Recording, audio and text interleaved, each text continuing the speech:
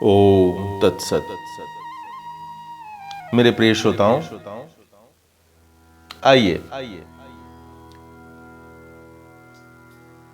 राजा जनक के प्रश्नों के साथ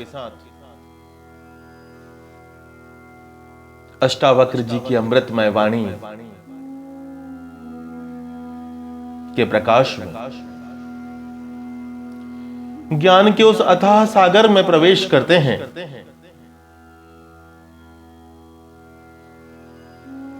पहला प्रकरण, सूत्र क्रमांक 1।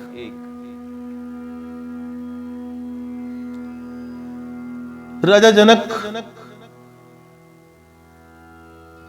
अपने गुरु अष्टावक्र जी महाराज से क्या पूछते हैं? महाराज सुनिए कि कथम ज्ञानम वाप्नोति कथम मुक्तिर्भविष्यति वैराग्यम च कथम प्राप्त में तद्ब्रूहि मम प्रभो। क्या पूछा जनक जी ने? तो जनक जी पूछते हैं महाराज कि ज्ञान प्राप्ति एवं मुक्ति कैसे होती है, वैराग्य कैसे प्राप्त होता है? हे अष्टावक्र जी महाराज, मुझे समझाने का प्रयत्न कीजिए। प्रियजनों, अष्टावक्र जी कहते हैं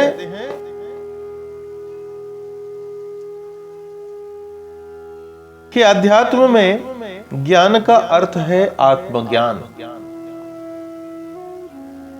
आत्मज्ञान ही मात्र ज्ञान है और बाकी सब विज्ञान है। बाकी सब जानकारियां हैं, सूचनाएं हैं जो बाहर से प्राप्त होती है। वह जड़ प्रकृति उस चैतन्य तत्व की ही अभिव्यक्ति है, उसी ही का खेल है, उसी की लीला है, उसी का नृत्य है। प्रियजनों, यह चैतन्य ही समस्त सृष्टि का आधारभूत मूल तत्व है जो समस्त जड़ चेतन में व्याप्त है। इस व्यष्टि चेतना को आत्मा तथा समष्टि चेतना को ब्रह्मा कहा गया। दोनों एक ही तत्व हैं। आत्मा का ज्ञान ही परमात्मा का ज्ञान है। प्रियजनों, आत्मा है से परमात्मा अर्थात ब्रह्म भिन्न नहीं है। इस आत्म तत्व का ज्ञान होने पर सब कुछ जाना हुआ सा हो जाता है। उपनिषद कहते हैं यस्मिन् विज्ञाते सर्वमिदं विज्ञातम भवति। अर्थात जिसके जानने से सब कुछ जाना हुआ सा हो जाता है। संपूर्ण सृष्टि का रहस्य ज्ञात हो जाता है और फिर जानने को कुछ बाकी नहीं रह जाता। मेरे प्रिय श्रोताओं, अष्टावक्र जी कहते हैं मनुष्य शरीर, मन, बुद्धि, अहंकार आदि नहीं है, अपितु आत्मा है। आत्मा ही मनुष्य का वास्तविक स्वरूप है। वही नित्य, शाश्वत और सनातन है, इमॉर्टल।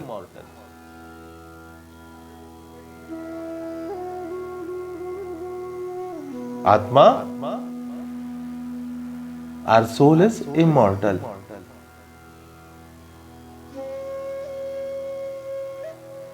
महाराज, जो प्रकृति हम देखते हैं वह अनित्य है।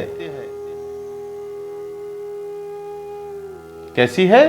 अनित्य है, अर्थात इसका विनाश हो जाएगा। इस आत्मज्ञान का ही स्व का ज्ञान है। स्व का ज्ञान। प्रियजनों, अज्ञानी मनुष्य प्रकृति को ही जानते हैं जो स्थूल है, इंद्रिय ग्राह्य है, जबकि ज्ञानी पुरुष उस चैतन को भी जान लेते हैं जो सूक्ष्म है और इंद्रियातीत है, which cannot be sensed by our sense organ. इस ज्ञान प्राप्ति से होती है मुक्ति। किससे होती है? स्व के ज्ञान से। सृष्टि का आधार जान लेने पर समस्त विश्व प्रपंच का ज्ञान हो जाता है। प्रियजनों, भ्रांतियां मिट जाती हैं, मनुष्य शांत हो जाता है, साक्षी हो जाता है, दृष्टा मात्र रह जाता है, जिससे संसार बंधनों से मुक्त होकर वह स्वतंत्र हो जाता है। अष्टावक्र जी कहते हैं, मुक्ति ज्ञान के बिना नहीं हो सकती।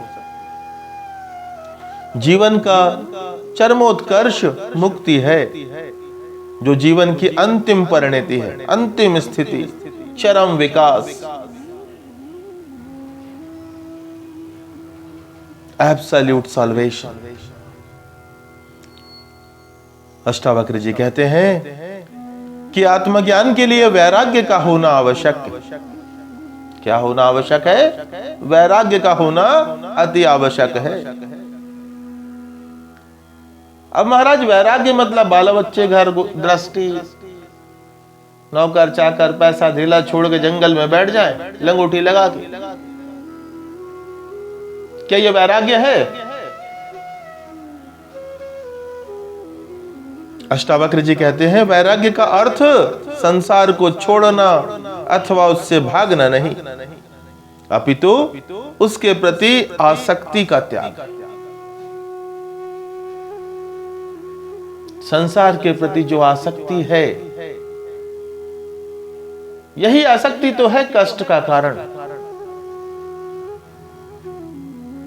मेरे प्रियजनों, संसार बंधन नहीं है, बल्कि जो आसक्ति, जो लगाव है संसार के प्रति, जो मोह है ना, यही बंधन है। और इस आसक्ति का कारण है अहंकार। जब तक अहंकार है, आसक्ति होगी, और वही आसक्ति बड़ा प्रबल बंधन बन जाती है। संसार और आत्मा दो अलग अलग शोर हैं। बाहर है संसार और भीतर है आत्मा। प्रियजनों, दोनों मार्ग भिन्न दिशाओं में जा रहे हैं, और यह मनुष्य दोनों के मध्य खड़ा है। यदि वह संसार की ओर भागता है तो परमात्मा से दूर हो जाता है, और यदि परमात्मा से दूर जाना है तो संसार में उलझ जाओ। और दूसरा मार्ग है प्रभु, परमात्मा की ओर जाना। तो जो परमात्मा की ओर जाना चाहता है, उसे संसार से तो विमुख होना ही पड़ेगा महाराज, और संसार से विमुख होना ही वैराग्य है। और इसके लिए कोई तपस्या नहीं करनी, यह केवल होगा दृष्टि परिवर्तन से, केवल दृष्टि परिवर्तन। शहर छोड़कर जंगल में भागने से नहीं होगा।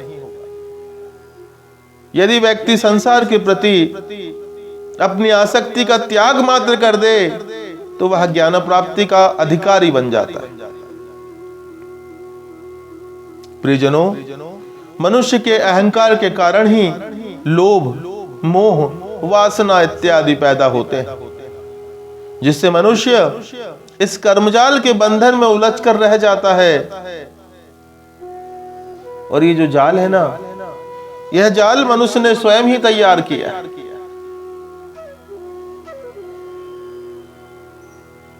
परंतु इसका भी उपाय है। शास्त्र कहते हैं, जहां प्रश्न है उत्तर भी वही है। Wherever there is a question, answer is there only. तो मेरे प्रिय श्रोताओं, जो अज्ञानवश तैयार किए गए बंधन हैं, उन्हें तो स्वयं नष्ट किया जा सकता है। कैसे? उन्हें नष्ट किया जा सकता है ज्ञान प्राप्ति से। ज्ञान प्राप्ति से नष्ट किया जा सकता है।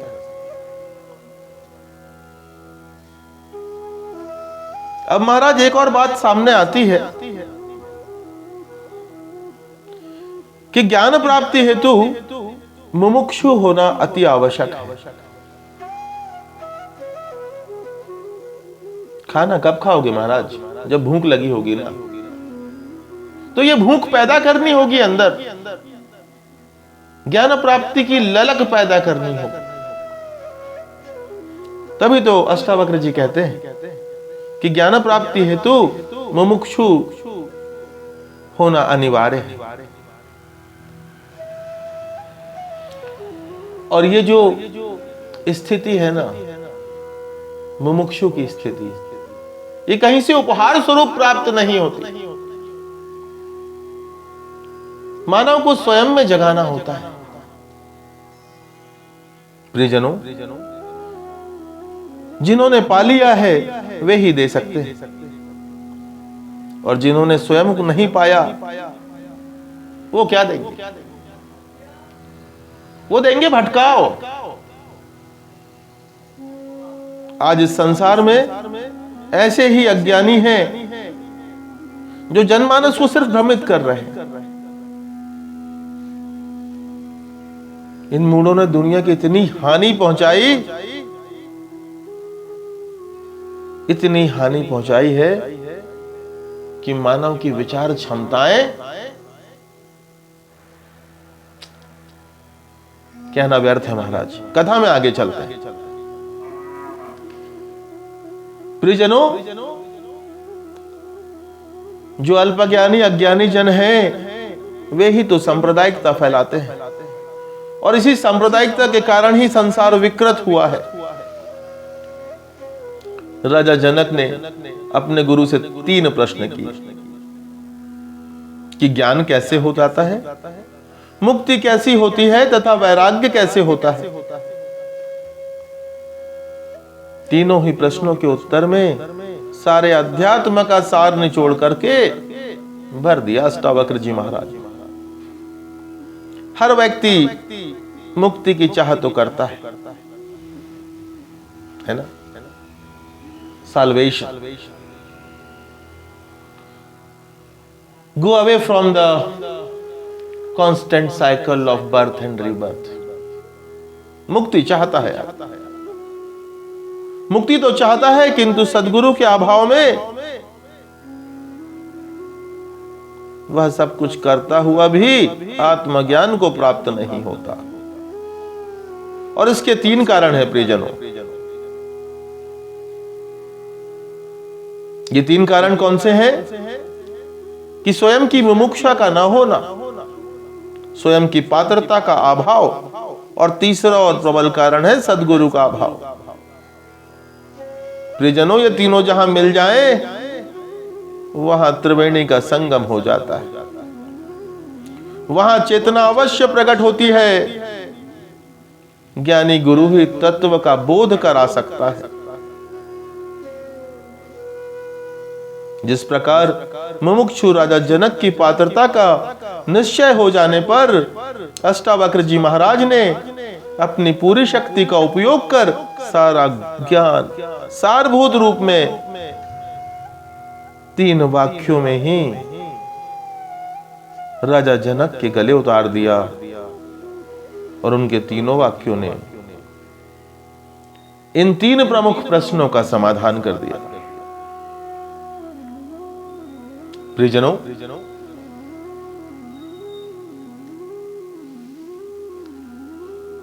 प्रथम सूत्र में बस इतना ही। दूसरे सूत्र में हम श्रवण करते हैं अष्टावक्र जी के अनमोल वचनों को। तब तक के लिए स्वस्थ रहिए, मनन कीजिए, चिंतन कीजिए, स्वयं को खोजने का प्रयास कीजिए। ओम